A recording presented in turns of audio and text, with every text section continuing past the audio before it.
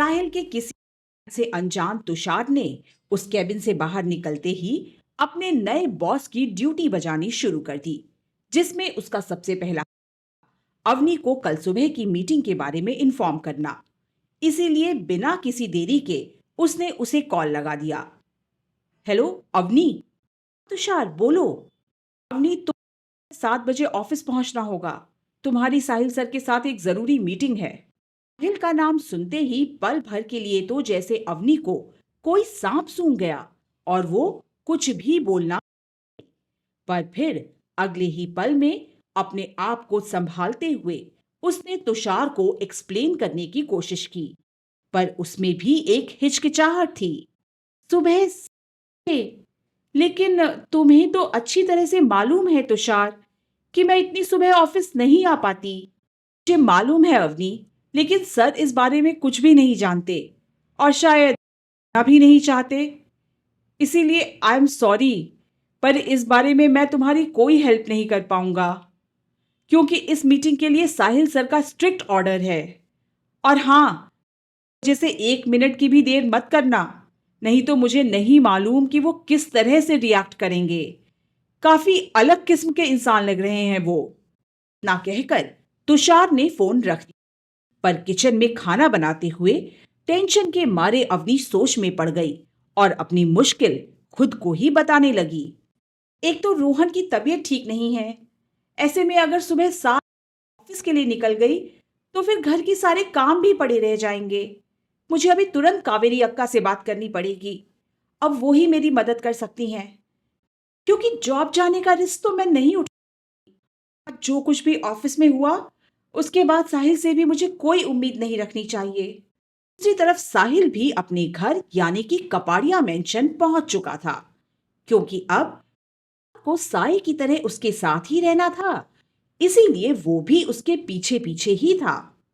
Kapadia mention यानी कि जिस जगह के बारे में आज तक तुषार ने सिर्फ बड़ी बड़ी थी या फिर टीवी और मैगजीन्स में उसकी तस्वीरें ही देखी थीं, आज वो खुद उस आसमान छूती शानदार इमारत के अंदर मौजूद था।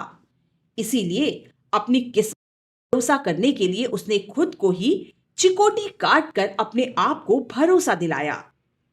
है तो अपने आप को 2-4 थप्पड़ भी मार ले तुषार।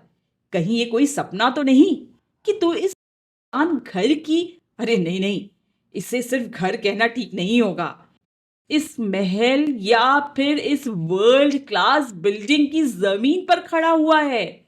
बाप रे, यहाँ की दीवारों पर लगी एक एक पेंटिंग भी करोड़ों की लग रही है। पता नहीं कितने कमरे होंगे इस कपाड़िया मेंशन में। कितनी बड़ी प्रॉपर्टी है ये। हाँ, तो अपना पूरा का पूरा मुंबई शहर समा सकता है। बाहर गार्ड्स को देखकर तो ऐसा लग रहा था कि जैसे उनकी तैनाती देश की सीमा पर की गई हो। जगह पर तो एक परिंदा भी अपने की हिम्मत नहीं करेगा।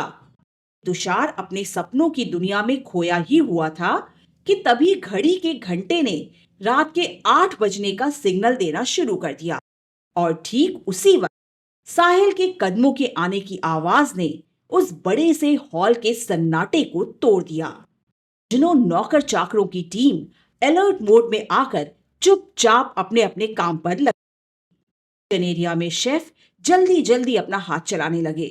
30 सेकेंड्स के अंदर साहिल भी डाइनिंग टेबल पर आकर बैठ गया, लेकिन तुषार की नजरें अभी भी घर के दूसरे मेंबर्स के आने इंतजार ही कर रही थीं। कमाल है, अभी तक कोई भी और खाने के लिए नहीं आया। तुषार के अलावा वहां सबकी नजरें सिर्फ और सिर्फ साहिल कपाड़िया पर ही टिकी हुई थीं। और एक बात जो यहाँ खड़े हर बंदे में कॉमन थी, वो था उनकी आंखों में नजर आ रहा डर। डिनर अभी तक टेबल पर सर्व नहीं किया गया था और इसीलिए हेड शेफ नीलेश हाथ साहिल के सामने आकर खड़ा हो गया। नजरों को नीचे करके उसके आगे रिक्वेस्ट करने लगा। I am really sorry sir, वो एक्चुअली आज हमारी एक main cooking staff Regina aunty की खराब हो गई थी, इसलिए मैंने उन्हें घर जाने के लिए बोल दिया और हमें डिनर प्रिपेयर करने में लेट हो गई। बस आप मुझे 5 मिनट्स और दे दीजिए, टेबल पर डिनर अभी सर्व कर दिया जाएगा। तुषार का एहसास हुआ कि दरअसल इस घर में साहिल कपाड़िया के अलावा उसके इन ढेरों नौकरों का दस्ता ही रहता था। अब उसे एक अरबपति की शानो शौकत से बेहतर अपने घर की वो साधारण सी दाल रोटी ही लगने लगी। आप रे, अगर मुझे ऐसी जगह पर इस तरह के हिटलरी आदमी के साथ रहना पड़ जाए तो मैं तो डर के मारे मर ही जाऊं। लेकिन साहिल को तुषार की ऐसी किसी भी सोच या हैरानी से मतलब नहीं था। इसीलिए तो नीलेश के अपनी बात पूरी करते ही उसने गुस्से से उसे घूरते हुए फौरन पीछे खड़ी एक लड़की को हुक्म दे दिया। ना, कल सुबह से ही मुझे कपाड़िया मेंशन के लिए एक नए शेफ का स्टाफ चाहिए। जिन लोगों को वक्त की कद्र नहीं, वो लोग मेरे लिए काम नहीं कर सकते। अचानक से साहिल का ये नया फरमान सुनकर जहां एक ओर तुषार की घिघी बन गई थी, वहीं दूसरी तरफ अब नीलेश साहिल के आगे हाथ जोड़कर लगा था। प्लीज प्लीज सर, ऐसा मत कीजिए सर, हमसे बहुत बड़ी गलती हो गई। प्लीज पहली गलती समझकर हमें माफ कर दीजिए। आज के बाद ऐसा कभी नहीं होगा। आप टेबल पर खाना लगा देंगे। अब साहिल कपाड़िया की गुस्से वाली आवाज का गरजना शुरू हो गया। मैं अच्छी तरह से मालूम है नीलेश कि मैं माफी जैसे किसी भी ढकोस यकीन नहीं करता। इसलिए तुम अपने इस रोने धोने के प्रोग्राम को सड़क पर भीख मांगने के लिए इस्तेमाल करना कि यहां से जाकर अब तुम वही काम करने वाले हो। हमारी जिंदगी में 5 मिनट्स की कोई इंपॉर्टेंस नहीं होगी, लेकिन मैं उन्हीं 5 मिनटों में 5 नई कंपनियां खरीद सकता हूं। एक बात और, तुम्हारी हिम्मत कैसे हुई कि तुमने मेरी परमिशन के बिना मेरी ही एक एम्प्लॉय को छुट्टी भी दे दी? अपनी इस गलती का खामियाजा भी भुगतना पड़ेगा।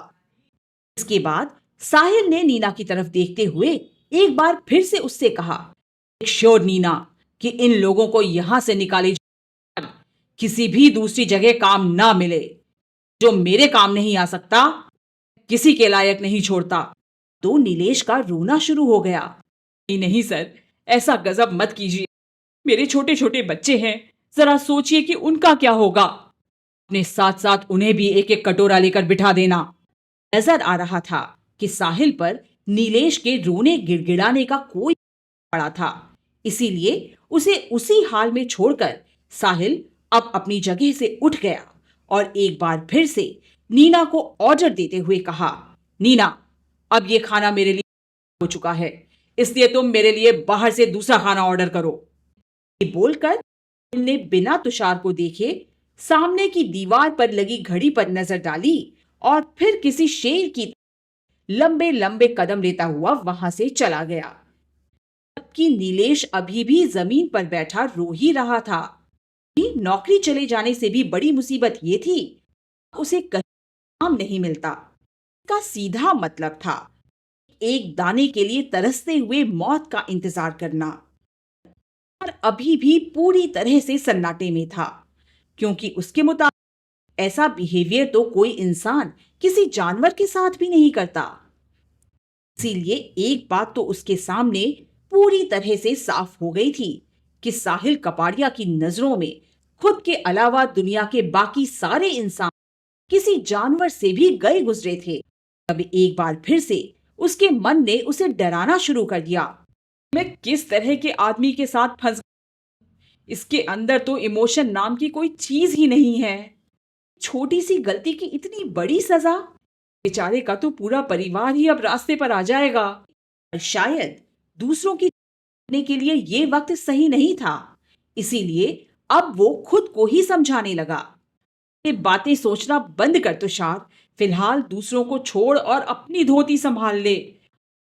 खुद भी अपना एक एक कदम सोच समझ कर रखना पड़ेगा कि इस साहिल कपाड़िया से तो मुझे भी अपनी किसी गलती की माफी की उम्मीद नहीं करनी चाहिए।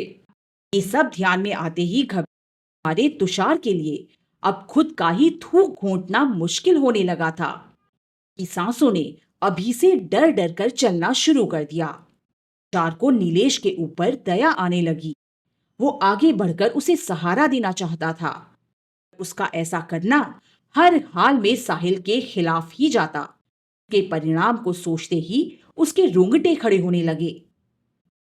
इसीलिए अपने आगे बढ़ाए हुए कदमों को उसने चुपचाप से पीछे की तरफ खींचा और माथे पर आए पसीने को पोंछता हुआ बिना किसी से कुछ भी कहे खामोश बाहर निकल गया। तभी कपाड़िया मेंशन की उसी फीमेल स्टाफ नीना ने उसे पीछे से आवाज लगाई, जिसे थोड़ी देर पहले ही साहिल एक के ऊपर एक ऑर्डर देता चला जा। मिस्टर तुषार सांघवी। तुषार ने तुरंत पलटकर नीना की ओर देखा।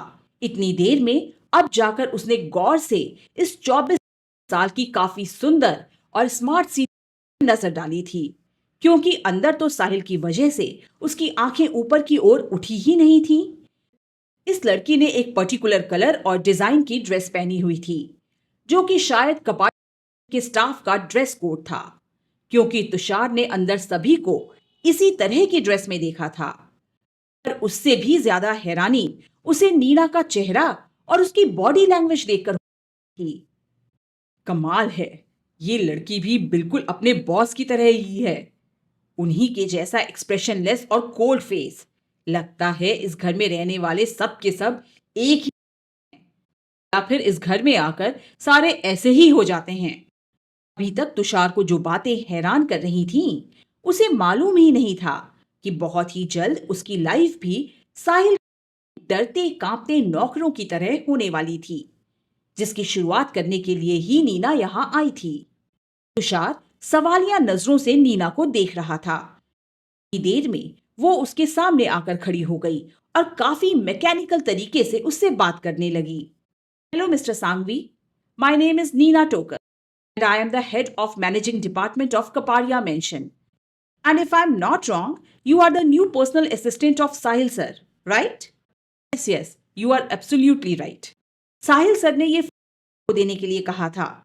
इसमें उनके डेली रूटीन की हर एक बात मेंशन की गई है। इसके अलावा उनकी पसंद नापसंद, उनके बिजनेसेस, उनके राइवल्स एंड फ्रेंड्स, छोटी डिटेल है इसमें। और ये सारी बातें आपको कल ऑफिस पहुंचने से पहले ही बाय हार्ट कर लेनी है। Have a nice time and good night.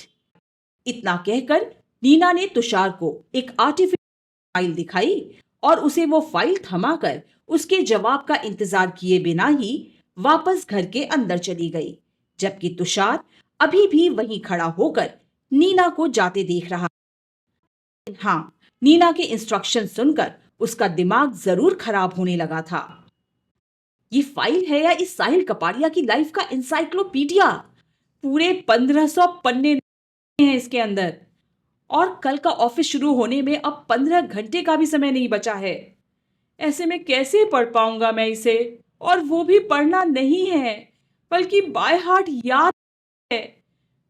कुर्सी की पेटी कसकर बांध ले तुषार, क्योंकि अब तेरी लाइफ का ये प्लेन टेक ऑफ करने से पहले ही क्रैश कर सकता है। मन में तुषार अभी अपनी उंगलियों पर समय की रफ्तार को गिनने में लगा ही हुआ था। तभी उसकी आंखें गाड़ियों के एक बड़े से काफिले की तेज चमक के आगे चुंधियाने लगी, जो कि कपाड़िया मेंशन के सामने आकर रुक गया था। ये क्या है ये लोग? लेकिन अपने इस सवाल के जवाब के लिए तुषार को ज्यादा इंतजार नहीं करना पड़ा, क्योंकि आगे वाली लंबी सी गाड़ी के दरवाजे को खोलकर जो शख्स बाहर निकला था, उसे देखकर उसकी आंखें फटी की फटी रह गई थीं। मिनिस्टर रंगनाथ शेट्टी यहां? रंगनाथ शेट्टी अपनी पूरी फौज के साथ कपाड़िया मेंशन किस लिए आया था? क्या तुषार इतने कम समय में फाइल की हर एक बात को याद कर पाएगा? होंगे इन सभी सवालों ये जानने के लिए आप सुनते रहिए हमारी ये नई कहानी जल्लाद, और सिर्फ हमारे YouTube चैनल एंटो FM पर।